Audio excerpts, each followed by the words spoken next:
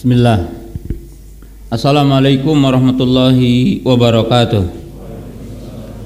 Alhamdulillah hamdan katsiran tayyiban mubarakan fi kama yuhibbu rabbuna wa yardah. Asyhadu an la ilaha illallah wahdahu la syarikalah wa asyhadu anna Muhammadan abduhu wa rasuluh. Wassalatu wassalamu ala Rasulillah wa ala alihi wa ashabihi wa man tabi'ahum bi ihsanin ila yaumiddin. Amma ba'du. Ya ayyuhalladzina amanu taqullaha haqqa tuqatih wa la tamutunna illa wa antum muslimun. Kaum muslimin, para jamaah, para penuntut ilmu yang dimuliakan Allah Subhanahu wa taala, pemirsa Ahsan TV yang dimuliakan Allah Subhanahu wa taala, alhamdulillah pada kesempatan malam hari ini dengan izin dan kudrat dari Allah Subhanahu wa taala kita dapat berjumpa kembali dalam kajian bulanan dalam pembahasan Usul Aqaid Adiniyah lil Imam Abdurrahman Ibn Nasir As-Sa'di rahimahullahu taala. Kaum muslimin, pemirsa yang dimuliakan Allah Subhanahu wa taala, kita masih dalam pembahasan al-asul awal tentang tauhid dalam pembahasan kitab yang mulia ini, dan dalam pembahasan tentang tauhid asma dan sifat.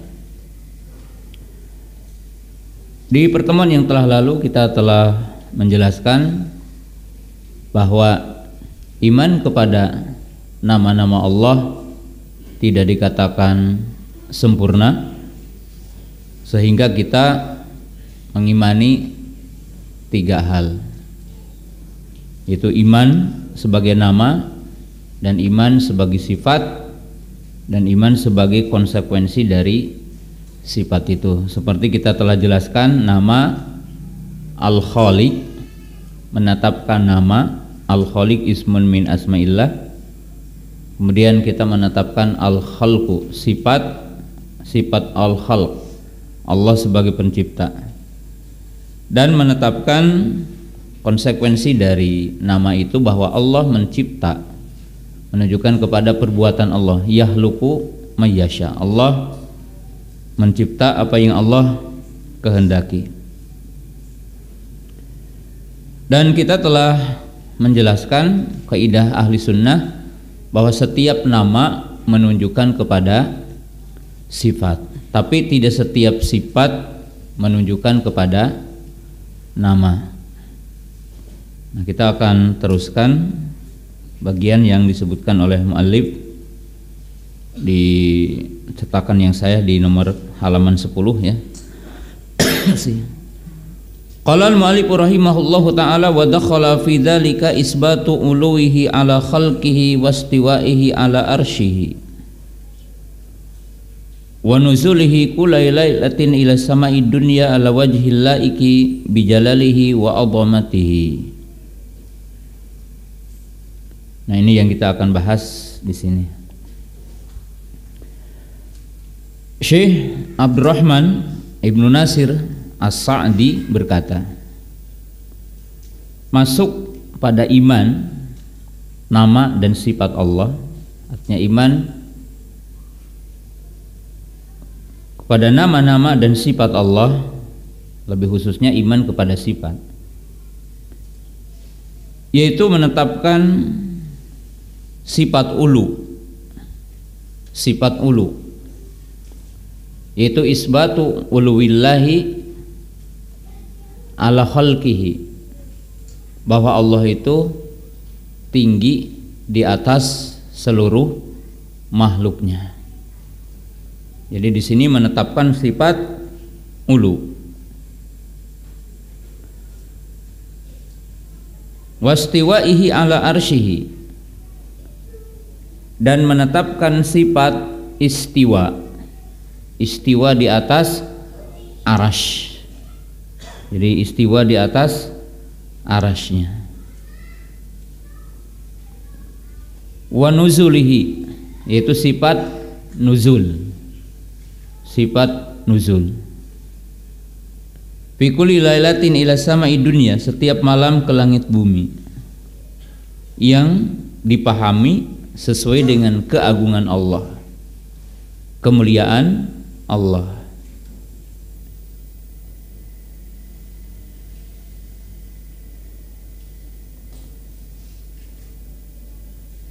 Jadi mu'allif menyebutkan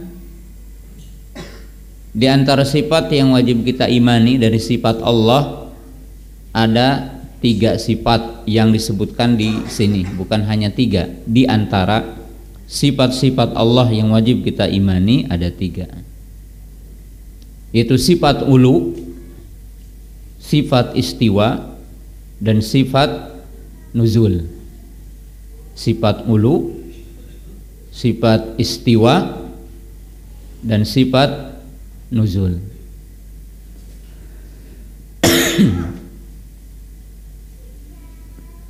Dan pada poin ini juga menetapkan sesuatu yang wajib kita imani adalah al-imanu bil arsh, iman terhadap arash. Dan kita akan jelaskan apa itu arash di kesempatan malam hari ini dengan secara singkat ya. Jadi secara singkat kita akan menjelaskan apa itu arash. Sifat ulu itu termasuk sifat dzatiyah. Jadi sifat ulu termasuk sifat dzatiyah. Karena kita udah belajar kemarin ya, sifat Allah dibagi kepada 2. Ada sifat dzatiyah, ada sifat apa? Fi'liyah. Jadi sifat Allah dibagi 2, sifat dzatiyah, sifat fi'liyah. Sifat dzatiyah itu adalah sifat yang tidak berkaitan dengan masyiah. Jadi sifat yang tidak berkaitan dengan masyiah.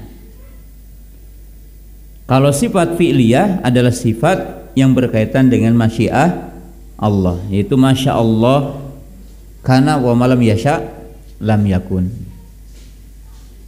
Nah, sifat ulu adalah sifat dzatiyah. Sedangkan sifat istiwa itu sifat fi'liyah. Dan sifat nuzul juga sifat fi'liyah karena berkaitan dengan masyiah, artinya dengan kehendak Allah. Kapan Allah menghendakinya terjadi, kapan Allah tidak ya tidak terjadi, artinya berkaitan dengan masyiah.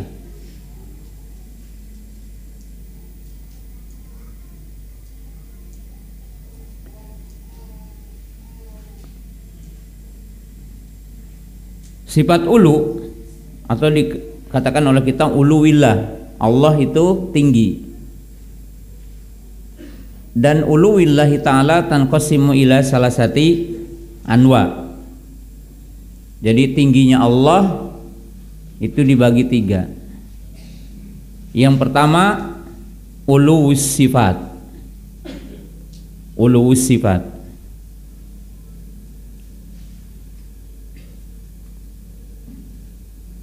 Artinya sifat Allah sifat yang maha tinggi. Uluwi sifat. Jadi sifatnya sifat yang maha tinggi, tidak ada yang menyerupai Allah, menyamai Allah. Yang kedua uluwul qahar. Uluwil qahar artinya tingginya Allah dalam kekuasaan. Itu dalam ayat wa huwal qahiru fawqa ibadihi, wa huwal qahiru fawqa ibadihi. Al-qahir, al-qahar, Allah berkuasa. Dialah Allah al-qahar yang maha berkuasa di atas hambanya. Yang ketiga, dan ini terjadi perbedaan di antara ahlul kiblah, yaitu uluwu dzat. Uluwu dzat yang artinya Allah, zat Allah tinggi di atas seluruh makhluknya. Jadi Allah tinggi di atas seluruh makhluknya.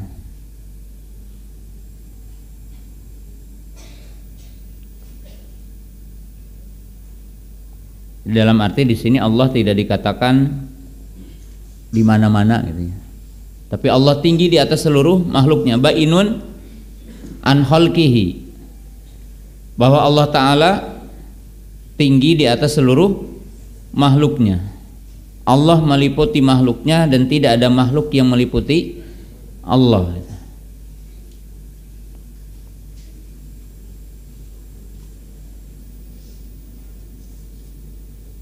Ya.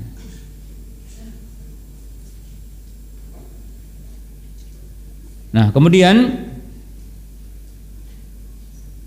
bahasan kita akan diawali dengan arasy. Arasy.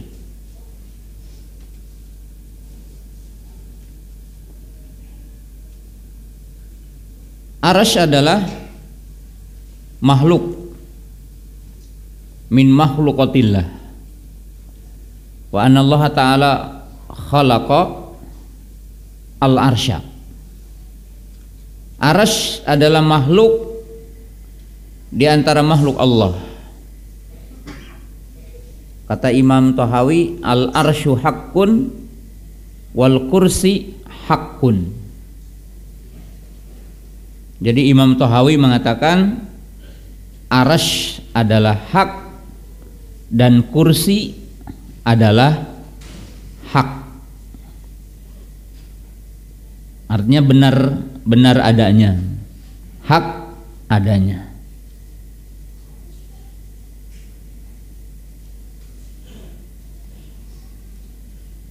Tapi Allah tidak butuh kepada arasy tentunya.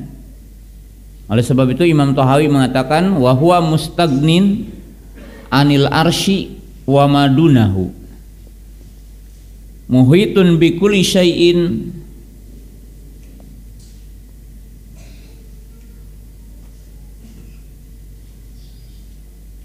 Kata Imam Tahawi, Allah itu tidak butuh kepada arasy dan apa-apa yang di bawah arasy, kursi, ya, langit dan seterusnya.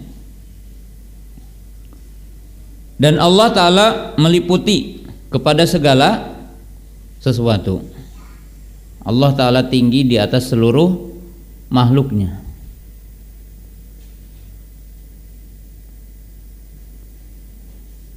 Arasy sebagaimana disebutkan oleh para ulama tafsir diartikan as-sarir. Sarir mulki, yaitu sarir kalau kita mengartikannya itu permadani, tapi bukan berarti permadani Allah, yaitu dalam bahasa kita singgasana. Tapi tidak ada yang tahu bagaimana arasy itu, hanya Allah yang tahu. Tidak ada yang bisa meliputinya. Dan arasy itu hak adanya, benar adanya. Dan Allah Subhanahu wa taala di dalam Al-Qur'an telah menyebutkan kalimat arasy pada sejumlah ayat. Artinya pada sejumlah ayat, ya. Di antaranya disebutkan dalam 7 ayat di dalam Al-Quran, di antaranya. Dan kalimat arasy yang disebutkan dalam Quran dalam 7 ayat itu dikaitkan dengan sifat istiwa. Jadi kalimat arasy di dalam Al-Quran dikaitkan dengan istiwa, sifat istiwa, bahwa Allah tinggi di atas aras, itu disebutkan dalam 7 ayat. Ya, 7 ayat yang diulang-ulang.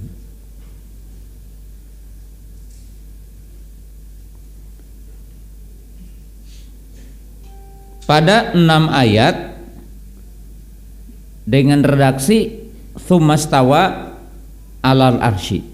Jadi dengan menggunakan kalimat tsumma istawa alal arsy. Itu dalam 6 ayat. Dan pada ayat yang ketujuhnya dibalik, Ar-Rahmanu alal arsy istawa. Itu dalam surah Toha. Jadi dalam surah Toha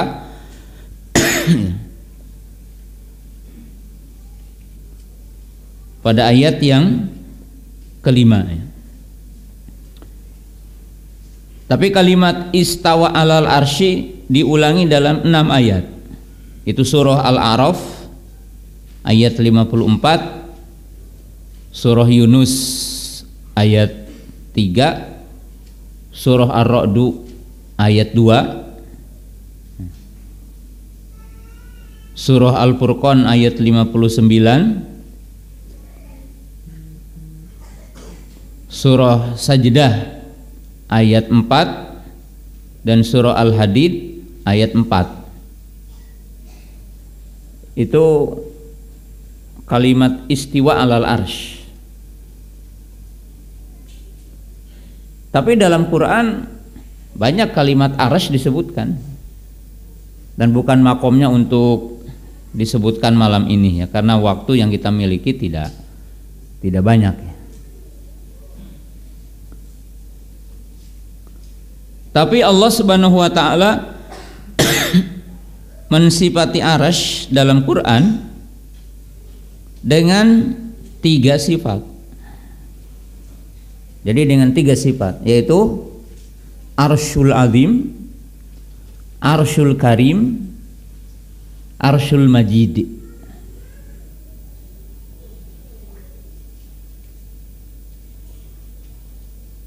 Jadi ada 3 sifat. Yang paling banyak di dalam Al-Quran diulang-ulang dengan kalimat Arsyul Azim. Nah, seperti dalam surah At-Taubah ayat 129 ya, surah At-Taubah. Fa in tawallaw faqul hasbiyallahu la ilaha illahu alaihi tawakkaltu wa huwa rabbul arsyil azim. Tapi itu diulang-ulang dalam banyak ayat ya, kalimat Rabbul Arsyil Azim dalam Quran diulang-ulang beberapa kali dalam Qurannya. Yang kedua, sifatnya Arsyul Karim, yaitu disebutkan dalam surah Al-Mu'minun ayat 116. Fata'alallahul malikul haqqu la ilaha illahu Rabbul Arsyil Karim. Rabbul Arsyil Karim.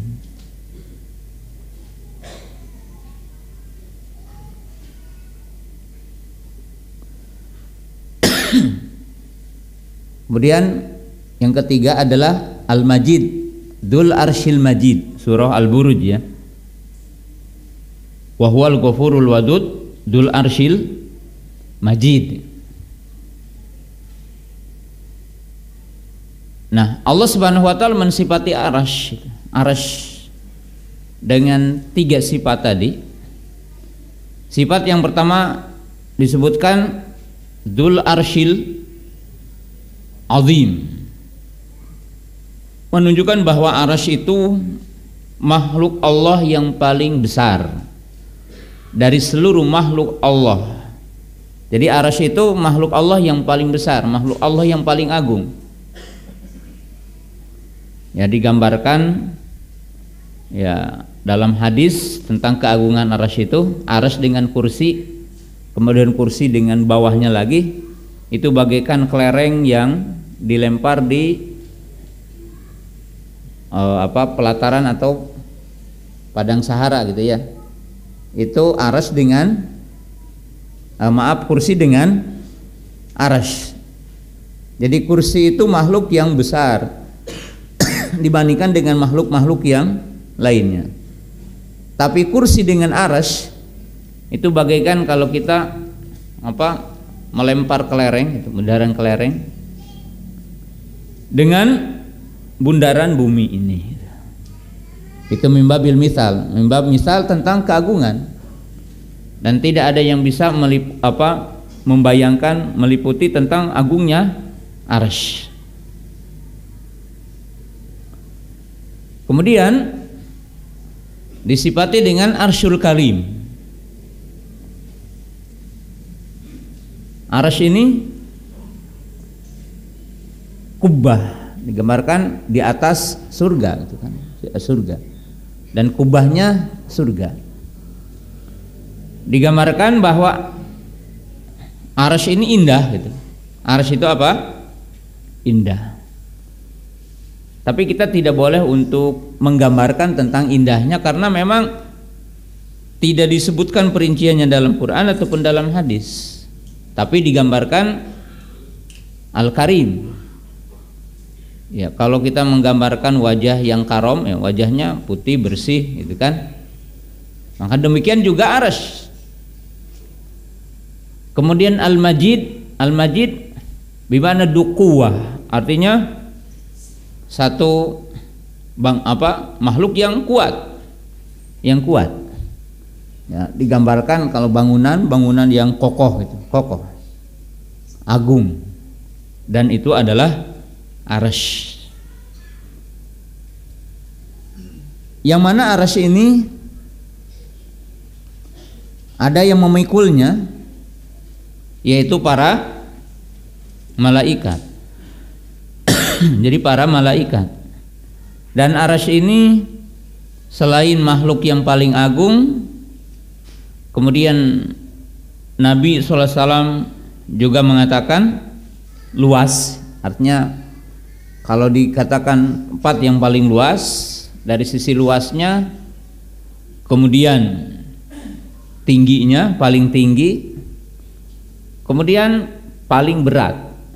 Artinya timbangan makhluk yang paling berat adalah Arsy, sebagaimana dinyatakan oleh baginda Nabi Shallallahu Alaihi Wasallam. Kemudian Arsy ini dipikul oleh para malaikat yang memang khusus, sebagaimana Al-Quran telah mensifati para malaikat yang akan memikul Arsy. Disebutkan di dalam Al-Quran yaitu Thamaniyah, yaitu 8 pemikul dari Arsy. Tapi Imam Abdullah bin Abbas mengatakan Thamaniyah di situ bukan yang dimaksud adad katanya. Jadi bukan hanya dikatakan jumlah, tapi Abdullah bin Abbas mengatakan Thamaniyatus sufuf, yaitu ada 8 saf malaikat yang memikul Arsy. Dan beliau mengatakan wa adaduhum wallahu a'lam. Ini wallahu a'lam bi adadihim. Allah yang Maha tahu tentang jumlah yang memikul Arsy itu.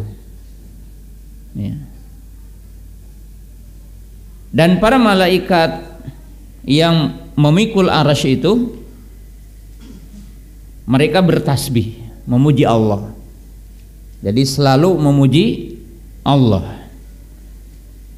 sebagaimana dinyatakan dalam ayat Al-Quran. Allah berfirman, alladzina yahmiluna al-arsya wa man hawlahu yusabbihuna bihamdi rabbihim. Jadi mereka bertasbih, memuji Allah.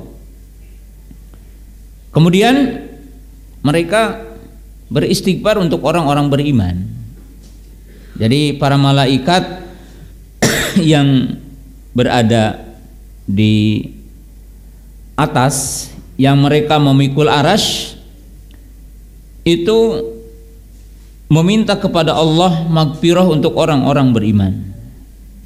Seperti disebutkan dalam potongan ayat tadi, wa yastaghfiruna lilladzina amanu. Mereka berdoa kepada Allah meminta magfirah untuk orang-orang beriman. Dan ini tentunya salah satu tugas malaikat. Tugas malaikat. Jadi ada tugas malaikat yang berdoa di atas, ada juga malaikat yang dinamakan siyahiyun, para malaikat yang tugasnya berkelana, yang mencari majelis-majelis ilmu, yang mereka mengatakan halumma ilaina, mari ke sini ya. Kemudian mereka berkata Allahumma gfir lahum, Allahumma arhamhum. Ya Allah ampuni mereka, ya Allah rahmati mereka. Nah, ini berkaitan dengan Arsy. Kemudian dalam pendapat sebagian para ulama bahwa Arsy itu salah satu makhluk yang tidak akan hancur ketika ditiup sangkakala pada tiupan yang pertama, yaitu dalam surah Az-Zumar, wa nufikha fis-suri fasaiqa man fis samawati wa man fil ardi illa man syaa Allah thumma nufikha fihi ukhra fa idahum qiyamun yanzurun. Wa nufikha fis-sur, maka malaikat Israfil meniup sangkakala, meniup trompet, maka hancurlah semua yang ada di bumi dan di langit, kecuali yang Allah kehendaki. Nah, para ulama mengatakan siapa atau apa yang tidak akan hancur. Salah satunya adalah surga dan neraka, karena surga dan neraka telah ada hari ini. Kemudian arasy, kemudian para malaikat pemikul arasy. Nah, itu salah satu kaul yang disebutkan oleh para ulama yang dikecualikan. Jadi tidak hancur ketika ditiup sangkakala. Dan bagian diantaranya adalah arasy. Di antara bagiannya adalah arasy. Dan itu poin-poin penting dalam akidah ahli sunnah tentang arasy. Dari kalangan ahlul kalam, ahlul bidah, ada yang mengatakan arasy ini adalah planet ke-9. Apa planet ke-9? Pluto. Ya, ada Pluto. Saya udah tidak hafal nama-nama planet. Jadi arasy itu adalah planet, yaitu planet yang ke-9 katanya. Planet yang paling tinggi apa? Oh, paling jauh ya. Paling tinggi, yang paling tinggi apa? Ya, nggak hafal ya. Pokoknya ahlul kalam mengatakan bahwa apa? Arasy itu planet gitu. Dan itu tentunya menyimpang, batil. Karena arasy adalah makhluk yang Allah ciptakan, bukan planet-planet. Dan berbeda dengan istilah juga kita mengatakan langit, yang diistilahkan langit 7 gitu. Itu lain. Ya, maka ahli sunnah itu mengimani adanya arasy, kemudian adanya kursi, adanya kolam, adanya lauh. Tapi nanti akan ada di tempatnya. Jadi iman bil arsy wal kursi wal kolam wal lauh. Ya. Kemudian arasy menurut jumhur ulama adalah makhluk yang pertama yang diciptakan Allah. Jadi pada ulama muhakkik dan itu yang dirojihkan oleh Imam Ibnu Taimiyah dan yang lainnya, bahwa arasy adalah makhluk yang pertama Allah ciptakan. Adapun hadis yang berbunyi awalu ma khalaqallahul qalam faqala uktub, yang pertama diciptakan Allah adalah qalam, kemudian uktub, tulislah. Kemudian qalam bertanya, apa yang aku tulis? Adalah maqadirul khalq, yaitu takdir tahqiq apa? Takdir makhluk. Maka yang dimaksud di sini nisbi, yaitu awal penciptaan setelah arasy. Itu menurut pendapat yang rajih. Jadi pendapat yang kuat dari pendapat para ulama. Nah, kemudian para ulama menjelaskan tentang arasy dengan masalah lain, yaitu akidah ahli sunnah, itu tentang iman kepada istiwa Allah di atas arasy, tentang uluwillahi ta'ala fawqa arsyihi, bahwa ahli sunnah meyakini tentang tingginya Allah di atas arasy. Tentang istiwanya Allah di atas arasy. Bahwa Allah Ta'ala tinggi di atas seluruh makhluknya. Dan makhluk yang paling tinggi adalah arasy. Maka para ulama mengatakan uluwillah, jadi tingginya Allah, uluwis sifat, uluwil qahar, uluwidzat. Allah tinggi sifatnya, tinggi kekuasaannya, dan tinggi zatnya. Yang artinya zat Allah tinggi di atas seluruh makhluknya. Ba'inun an khalqihi, Allah berpisah dari makhluknya. Dan Allah tidak membutuhkan arasy. Jadi bukan berarti Allah membutuhkan arasy. Juga tidak boleh kita memprediksi atau menghayal atau membayangkan bagaimana istiwa Allah. Kita katakan Allahu a'lam.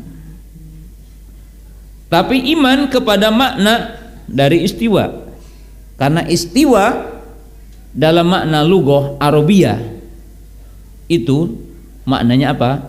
Ala wartafa'a. Ya, jadi makna dari istiwa itu ala wartafa'a, yang artinya Allah tinggi. Imam Ibnu Battah berkata, wa ajma'al muslimuna minas sahabati wat tabi'in wa jam'i ahli ilmi minal mu'minina anna Allah ta'ala ala arsyihi faqa samawatihi ba'inun min khalqihi wa ilmuhu muhitun bijami'i khalqihi wa la ya'ba dzalika wa la yunkiruhu illa man intahala bih madahibil hululiyati wa hum qaumun zagat qulubuhum wastahawatu syaitanu famaraku minad din. Jadi kata Imam Ibnu Battah rahimahullahu taala, beliau berkata, ijma kaum muslimin dari kalangan sahabat, tabi'in, dan semua ahlul ilmi dari orang-orang beriman bahwa Allah Ta'ala tinggi di atas arasnya, tinggi di atas semua langitnya. Allah terpisah dari makhluknya dan ilmunya meliputi semua makhluknya. Tidak ada orang yang menolak atau mengingkari tentang ini kecuali orang yang terpengaruh oleh madhab hululiyah. Orang yang mengatakan makhluk adalah Allah, Allah adalah makhluk. Ini hululiyah, atau di madhab ittihadiyah, bahwa Allah menyatu dengan makhluknya. Artinya itu madhab yang menyimpang. Dan orang yang artinya hatinya masuk pada surah Ali Imran, ya, itu wa amal ladina, apa ayatnya? Apa ayatnya? Tiba-tiba hilang. Walladzi anzala 'alaikal kitaba minhu ayatun muhkamatun hunna umul kitabi wa ukharu mutasyabihat. Fa amal ladzina fi qulubihim zaigum fayattabi'una ma tasyabaha minhu ibtigha'a fitnah wa ibtigha'a ta'wilih. Jadi orang-orang yang zaig, orang-orang yang berpaling dari ayat-ayat Allah, dan orang-orang yang dikuasai oleh syaitan, kemudian mereka berpaling dari agama. Ya, jadi ijma, ya. Dan Allah Subhanahu wa taala telah menetapkan di dalam Al-Qur'an dengan redaksi-redaksi yang begitu banyak yang menunjukkan Allah tinggi di atas makhluknya. Karena ulunya Allah secara zat dibagi dua oleh para ulama, ada uluwil am, ada ulu al-khas. Jadi ulu am artinya Allah tinggi di atas seluruh semua makhluknya, maka dinamakan ulu al-am. Yang kedua adalah uluwul khas, tingginya Allah secara khusus yaitu di atas arasnya. Allah tinggi di atas arasnya, Allah tinggi di atas seluruh makhluknya. Kalau dikatakan tinggi di atas arasnya berarti uluwil khas, karena disebutkan tinggi di atas aras. Maka Allah Subhanahu wa ta'ala telah menyebutkan di dalam Al-Quran, kalau kata Imam Syafi'i, lebih dari 1000 ayat, lebih dari 1000 dalil yang menunjukkan Allah tinggi di atas seluruh makhluknya. Dan tingginya Allah jangan dipahami juga bahwa Allah berada di tempat, berarti Allah membutuhkan tempat dalam makna yang kita bayangkan, atas, bawah, kanan, kiri, depan, belakang, yang memiliki makna bahwa Allah diliputi makhluknya. Tapi kita menetapkan sifat ulu yang artinya Allah tinggi di atas seluruh makhluknya. Ba'inun an khalqihi, Allah terpisah dari makhluknya. Allah di atas seluruh makhluknya, Allah di atas arasy. Dan yang menunjukkan Allah tinggi di atas arasnya, tinggi di atas seluruh makhluknya, kata para ulama, dilalatul Quran, dilalatul sunnah, dilalatul aqli, dilalatul hissi. Yang menunjukkan Allah di atas seluruh makhluknya telah ditentukan oleh 5 dalil. Dalil Quran, dalil sunnah, dalil ijma, dalil akal, dalil fitrah, hissi. Karena secara akal, ima Allah disifati tinggi, ima Allah disifati rendah. Maka tidaklah yang Allah disifati rendah, Allah disifati tinggi secara akal. Dan manusia dengan spontan ketika berdoa, ketika munajat, dia akan mengendahkan kedua tangannya, mengendahkan matanya ke atas, menunjukkan Allah di atas makhluknya.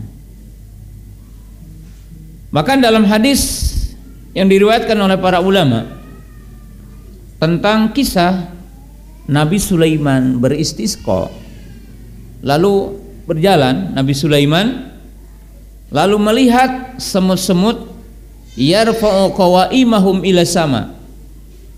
Semut-semut ketika Nabi Sulaiman akan beristisqa, maka semut-semut pun ikut beristisqa. Mereka mengangkat kaki-kakinya ke langit, yang menunjukkan fitrah hatta binatang mengetahui kalau Allah di atas seluruh makhluknya, bahwa mereka meminta kepada Allah. Walaupun kata Nabi Sulaiman dalam kisah itu, nggak perlu kalian istisqa, cukup kami apa? Istisqa. Jadi binatang pun beristisqa.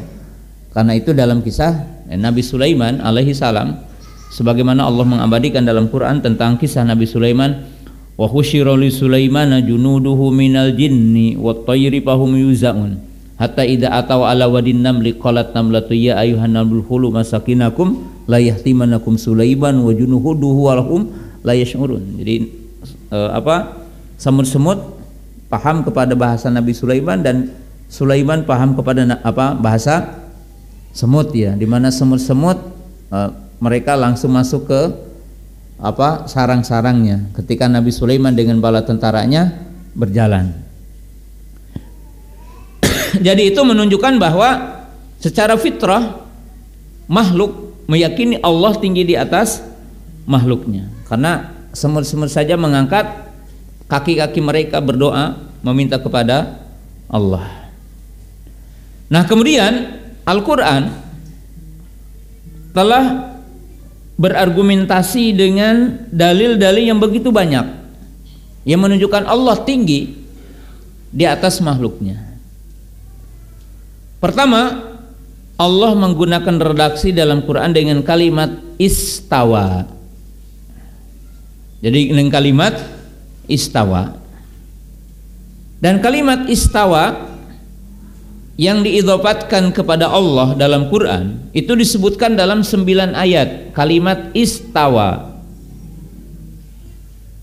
7 ayat istawa alal arsh. Jadi 7 ayat istawa alal arsh. 2 ayat disebutkan istawa ila sama. Jadi Allah beristiwa di atas langit seperti dalam surah Al-Baqarah. Kemudian disebutkan dalam surah Fussilat, surat Fussilat ayat 11, surat Al-Baqarah ayat 29. Yang maknanya menurut ahlu lughah sepakat makna istiwa adalah bimana ala wartafa'a. Bukan istawa bimana istaula. Jadi ahlu lughah min ahlil Arab tidak mengenal kalimat istawa diartikan istaula, tapi istawa bimana ala wartafa, yang artinya tinggi. Dan tentunya jika satu redaksi kalimat diulang-ulang dalam Quran dengan pengulangan yang sering menunjukkan maknanya hakiki, bukan majazi. Karena kalau majazi mesti memiliki makna lain di ayat yang lain, tapi ini diulang-ulang dengan kalimat istawa dalam Quran dengan 7 kali ketika dikatakan istiwa alal arsh. Ini menunjukkan bahwa Allah tinggi di atas arsy-Nya hakiki, secara hakikah. Kemudian Al-Quran meredaksikan dengan redaksi lain, yaitu tentang fauqiyah. Fauq yang artinya di atas, fauq. Dan itu diredaksikan dalam beberapa redaksi. Redaksi yang pertama tadi yang tadi wa huwal qahiru fawqa ibadih. Ayat yang lainnya adalah yakhafuna rabbahum min fawqihim. Yakhafuna rabbahum min fawqihim. Mereka takut kepada Rabb mereka yang berada di atas mereka, dan malaikat berada di atas, dan mereka takut dengan Allah yang berada di atas mereka. Jadi ini menunjukkan apa? Tinggi gitu. Karena disebutkan dengan lafaz apa? Fauqiyah. Kemudian yang kedua, redaksi yaitu dengan ulu. Ya, seperti redaksi Sabihisma rabbikal a'la wa huwal aliyyu al-azim. Jadi dengan sifat dengan ulu, tinggi. Sabihisma rabbikal a'la wa huwal aliyyul azim. Ya, dan tentunya yang semana dengan ini dalam ayat Quran banyak. Nah, ini redaksi yang ketiga. Redaksi yang ketiga, apa yang ada di dalam Al-Quran seperti nuzul, turun, ya, yaitu Allah Ta'ala menurunkan wahyu, Allah menurunkan malaikat, Allah menurunkan hujan. Jadi Allah menurunkan wahyu. Huwaladzi anzala ala abdihil kitabah. Dan ayat-ayat yang semakna dengan ini adalah banyak. Kalau turun dari mana? Ya, dari atas, yaitu menunjukkan nuzul. Nuzul syai', turunnya sesuatu, wahyu. Allah memerintahkan para malaikat turun. Ya. Kemudian redaksi berikutnya uruj, yaitu redaksi yang menunjukkan naiknya sesuatu. Ya, seperti kita mengetahui mi'rajnya Nabi SAW ke Sidratil apa? Muntaha, untuk apa? Untuk menerima wahyu dari Allah. Dan Al-Quran banyak mengatakan, ya, kalimat uruj itu menunjukkan naik. Ya. Kemudian su'ud juga maknanya apa? Naik. Seperti kalimat yang firman Allah Ta'ala, ilaihi yas'udu al-kalimu thayyibu, naik. Ya, naik dari mana? Dari bawah ke atas. Menunjukkan Allah berada di mana? Di atas. Berada di atas. Kemudian kalimat yang ada dalam Quran seperti kalimat rafa'a. Rafa'a artinya mengangkat. Seperti apa? Nabi Isa diangkat kemana? Ke langit. Jadi Allah mengatakan rafa'a ilayya, diangkat ke sisiku. Menunjukkan di mana? Di langit. Ya. Artinya apa? Allah di atas langit. Allah di atas langit. Ya. Amintum man pisama, fi bima'na ala, bukan fi bima'na dzarfiyah. Amintum man pisama. Nah, apakah kalian beriman kepada zat yang berada di atas langit? Dan ini tentunya redaksi-redaksi yang ada di dalam Al-Quran. Ya, jadi dalam pembahasan ini kita mengimani tentang arsy plus mengimani sifat istiwa Allah di atas arsy, mengimani sifat ulu, tingginya Allah di atas seluruh apa? Makhluknya. Tapi wajib kita meyakini ya, bahwa Allah tidak butuh dengan arsy.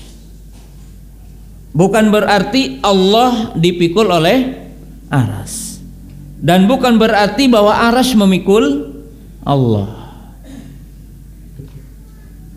Allah meliputi makhluknya, tapi makhluknya tidak meliputi apa? Allah. Itu yang wajib kita imani. Ya.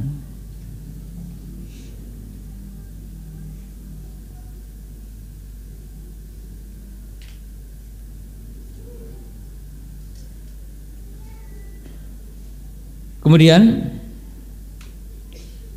di ujungnya beliau mengatakan, qala wa ana jami'aha tusbitu lillah min ghairi tamtsilin wala ta'tilin wa annaha kullaha qa'imatun bidatihi wa huwa mausufun biha wa annahu ta'ala lam yazal wala yazalu yaqulu wa yaf'alu wa annahu fa'alun lima yurid yatakallamu bima sya'a idza sya'a kaifa sya'a wa lam yazal bil kalami mutassiban wa bi rahmati wal ihsani ma'rufan.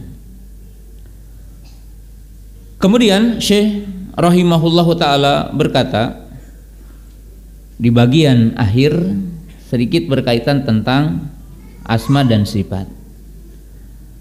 Kata beliau, wajib bagi kita untuk menetapkan semua sifat kepada Allah. Artinya semua yang Allah tetapkan baginya wajib kita tetapkan.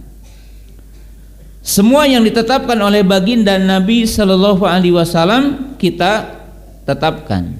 Tidak boleh ada yang diingkari satupun dari semua nama dan sifat-sifat Allah. Ya. Tapi beliau memberikan satu kaidah, yang mana kaidah ini ditetapkan oleh para ulama. Bagaimana kita menetapkan sifat-sifat Allah? Dibangun di atas dua kaidah agung katanya. Itu isbatun bila ta'tilin, isbatun bila tamtsil wa tanzihun bila ta'til. Nah, perhatikan ini kaidah terakhir, pelajaran terakhir malam ini. Bagaimana kita menetapkan sifat-sifat Allah menurut ajaran ahli sunnah?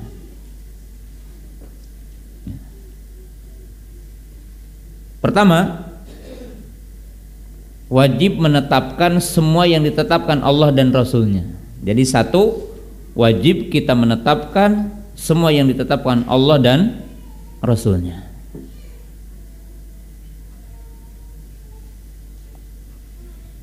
Kedua,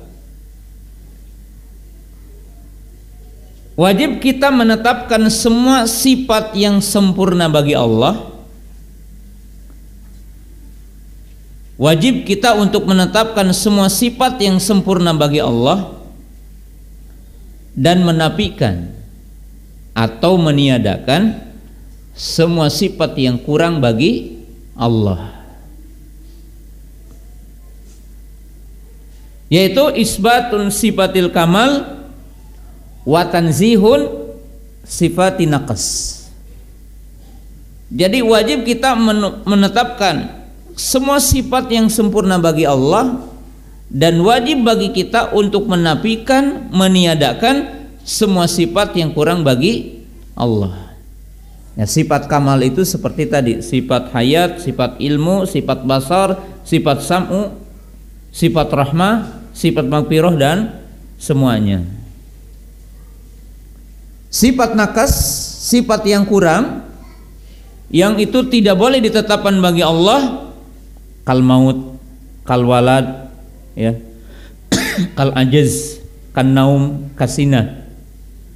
Seperti sifat mati umpamanya, sifat jahil, sifat tidur, sifat ngantuk yang Allah telah menafikan sendiri. La ta'khuduhu sinatun wala naum.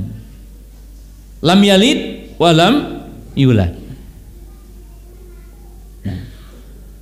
Kemudian yang selanjutnya di sini, ya, akidah dan kaidah ahli sunnah sebagaimana digambarkan oleh Syekh di sini apa? Isbatun bila tamtsil. Ini membantah kaum musyabihah mumatsilah. Kita menetapkan sifat-sifat Allah dengan dibarengi menafikan persamaan. Artinya hayat Allah bukan seperti hayat makhluknya, ilmu Allah bukan seperti ilmu makhluknya, pendengaran Allah tidak sama dengan pendengaran makhluknya, penglihatan Allah tidak sama dengan penglihatan makhluknya. Allah berkata apa? Laisa kamitslihi syai'un. Tanzihun bila ta'til, mensucikan Allah tanpa mengingkari nama dan sifat, yaitu mensucikan Allah. Kita mensucikan Allah dari persamaan, mensucikan Allah dari perumpamaan, tapi kita tidak mengingkari sifat-sifatnya. Kenapa? Karena ada orang yang berpendapat tanzih, ingin mensucikan Allah, tapi mereka mengingkari nama dan sifat Allah. Karena menurut mereka kalau menetapkan nama atau menetapkan sifat berarti menyamakan Allah dengan makhluk. Maka dibantah, wa huwas samiul basir. Jadi ayat yang tadi, ayat yang paling populer, laisa kamitslihi, itu bantahan kepada musyabihah. Wa huwas samiul basir, bantahan kepada Mu'attilah. Mu'attilah itu yang mengingkari. Jadi Mu'attilah itu kaum pengingkar.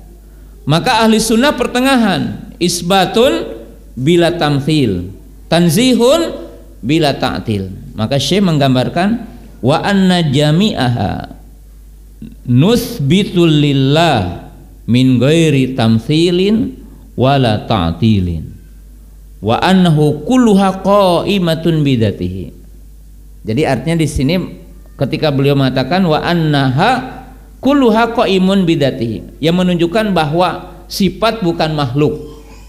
Jadi kalimat ini Syekh ingin membantah kepada ahlul kalam dari kalangan Mu'tazilah yang mengatakan, atau kalangan orang-orang Jahmiyah yang mengatakan sifat Allah adalah makhluk, nama Allah adalah makhluk, tidak benar. Tetapi dikatakan qaimatun bidzatihi, maksudnya tidak terpisah. Wa huwa mausufun biha, dan Allah disifati dengan sifat-sifatnya, artinya dengan sifat yang tentunya ada dalam namanya, karena setiap nama mengandung sifat. Nah, kemudian wa annahu, bahwa Allah lam yazal wa la yazalu yaqulu wa yaf'alu, maksudnya Allah tetap disifati dengan sifat fi'liyah, ya, sifat fi'liyah. Wa annahu fa'alun lima yurid, yatakallamu bima syaa idza syaa, Allah disifati dengan sifat apa? Kalam. Ya, kalam Allah itu termasuk sifat dzatiyah juga sifat fi'liyah. Jadi sifat kalam, sifat fi'liyah, sifat dzatiyah. Dikatakan sifat dzatiyah karena Allah selamanya disifati dengan sifat kalam. Adapun dikatakan sifat fi'liyah karena kalam Allah berkaitan dengan masyiah. Allah berbicara kapan, dengan siapa, bagaimana. Jadi Allah Ta'ala yatakalam biman sya'a, kaifa sya'a, mata sya'a, bahwa Allah Ta'ala berbicara dengan siapa yang Allah kehendaki, bagaimana Allah menghendakinya, dan kapan Allah menghendakinya. Seperti kita tahu Allah berbicara kepada siapa? Nabi Musa alaihissalam. Wa kalamallahu Musa taklima, dan Allah yatakallam sampai nanti di arasatil apa? Kiamah. Barangkali demikian apa yang kita bisa bahas di malam yang berbahagia ini, dan insyaallah kita akan sempurnakan di usul pertama ini pada pertemuan yang berikutnya insyaallah. Di antara saudara kita banyak yang menolak dengan pembagian tauhid menjadi 3. Apakah di antara imam yang 4 belum menetapkan pembagian tersebut, ya, dan sejak kapan ditetapkan pembagian tersebut? Pembagian tauhid kepada 3 seperti udah saya ajarkan dan dijelaskan di pelajaran-pelajaran pertama, bahwa dalilnya adalah dalil istiqra'i, artinya dalil secara penelitian yang komprehensif yang menyeluruh kepada Al-Quran, Sunnah, dan aqwal salaful ummah.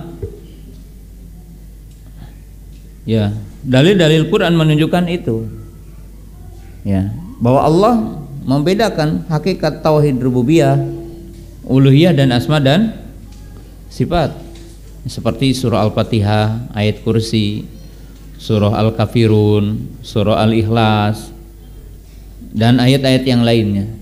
Jadi udah jelas itu ya pembagiannya.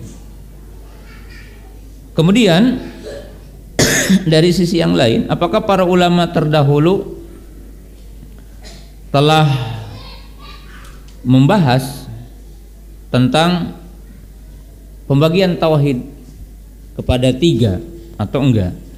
Udah ada sejak dulu. Abdullah bin Abbas menafsirkan ayat surah Al-Baqarah ayat 22, ayat 21, 22. Ya ayyuhan nasu ubudu rabbakumul ladzi khalaqakum wal ladzina min qablikum la'allakum tattaqun. Alladzi ja'ala lakumul arda firasan was sama binaa wa anzala minas sama'i ma'an fa akhraja bihi minas thamarati rizqan lakum fala taj'alu lillahi andadan wa antum ta'lamun. Abdullah bin Abbas mengatakan, maka janganlah kamu menyekutukan dia dalam uluhiyahnya sebagaimana kamu tahu tidak ada sekutu dalam rububiyahnya. Jadi para ulama sudah membedakan itu. Kemudian Imam Tahawi, Imam Abu Hanifah dalam kitabnya Fiqhul Akbar, Imam Ibnu Huzaimah, Imam Ibnu Mandah, Imam Ibnu Battah itu telah membagi tauhid kepada 3. Ya, kepada 3. Jadi bukan yang pertama memunculkan istilah tauhid kepada 3 adalah Imam Ibnu Taimiyah atau Syekh Muhammad bin Abdul Wahab. Enggak, ulama yang terdahulu udah ma'ruf membagi tauhid kepada 3.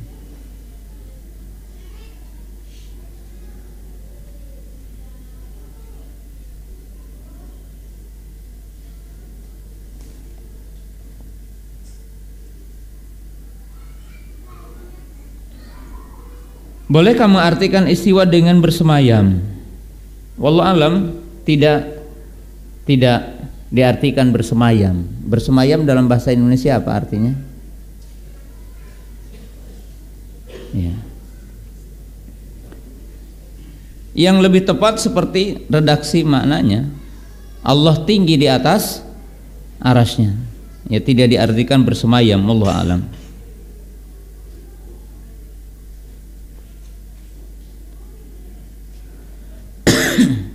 Bagaimana orang yang mentaktil sifat Allah? Apa hukumnya? Ya. Taktil itu ada beberapa macam taktil. At-taktil fil lughah bimana tafriq, mengkosongkan, bi'rul mu'attilah, sumur yang kosong airnya. Taktil asalnya mengkosongkan dalam bahasa ini, tapi bimakna ingkar, artinya adalah ingkar. Dan taktil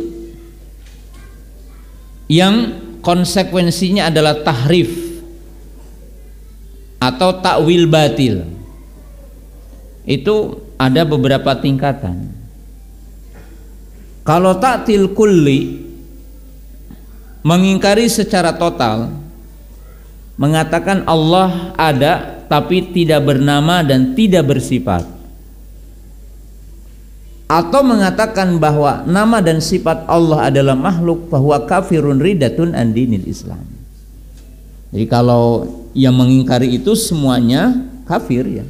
Kalau tidak mengimani Allah punya nama, punya sifat. Ini adalah ta'til kulli, secara total. Tapi kalau ta'til yang disebabkan oleh syubhah atau bisababi takwil. Tapi kalau ta'til yang disebabkan oleh syubhah, artinya ada subhat dan mentakwil, dalam istilah mereka mentakwil, kemudian takwil tersebut saigun min haitsu lughah, artinya memang bisa ditoleri dari sisi bahasa, maka itu mukhalif limakan ahli salaf, artinya menyelisihi terhadap jalan salafus saleh ridwanullahi ta'ala alaihim. Tapi mereka tetap dikatakan ahlul kiblah, tetap dikatakan minal muslimin, dari muslim, walaupun mereka dianggap min ahlu bid'ah, dari kalangan ahlu bid'ah. Jadi tergantung taktilnya masuk ke rumpun yang mana. Kalau masuk ke rumpun yang pertama bisa keluar dari Islam. Kalau masuk ke rumpun yang kedua, ya maka ini tidak dikeluarkan dari dairah, dari ruang lingkup apa? Islam. Ya, tetap mereka dikatakan ahlul kiblah muslim, tetapi tentunya keliru dalam memahami sebagian yang berkaitan dengan nama ataupun sifat-sifat Allah Subhanahu wa ta'ala. Karena taktil dibagi kepada 3 ya. Ada taktil kulli semuanya, ada taktil menetapkan nama tapi tidak menetapkan sifat seperti Mu'tazilah, ada yang menetapkan sebagian sifat tapi mengingkari sebagian dari sifat ya. Dan tentunya tergantung kondisinya. Ada juga orang yang mentawil sebagian nas dengan sebab syubhat ya. Manhaj ahli sunnah secara global, seperti tentunya Imam Ibnu Hajar rahimahullahu ta'ala, Imam Nawawi, Imam Baihaqi rahimahullahu ta'ala. Terkadang mereka mentakwil sebagian nas yang berkaitan dengan sifat, tapi mereka menetapkan iman kepada nama, iman kepada sifat ya. Hanya terkadang mentakwil sebagian dari nas-nas yang berkaitan dengan sifat. Mereka masih tetap dikatakan apa? Ahlu sunnah. Mereka masih tetap diakui sebagai ahlu sunnah. Tapi zalatnya, tapi kekeliruan dalam mentakwil sebagian sifat tidak boleh diikuti oleh kita. Artinya tidak boleh kita taklid kepada takwil sebagian terhadap nas-nas yang berkaitan dengan apa? Sifat Allah Subhanahu wa taala. Ya, barangkali sampai di sini pembahasan kita di malam yang berbahagia ini. Mudah-mudahan ya kita diberikan taufik dan hidayah oleh Allah Subhanahu wa taala ya untuk tetap berada dalam manhaj ahli sunnah di atas Islam. Wa akhiru da'wan anil hamdulillahirabbil alamin. Assalamualaikum warahmatullahi wabarakatuh.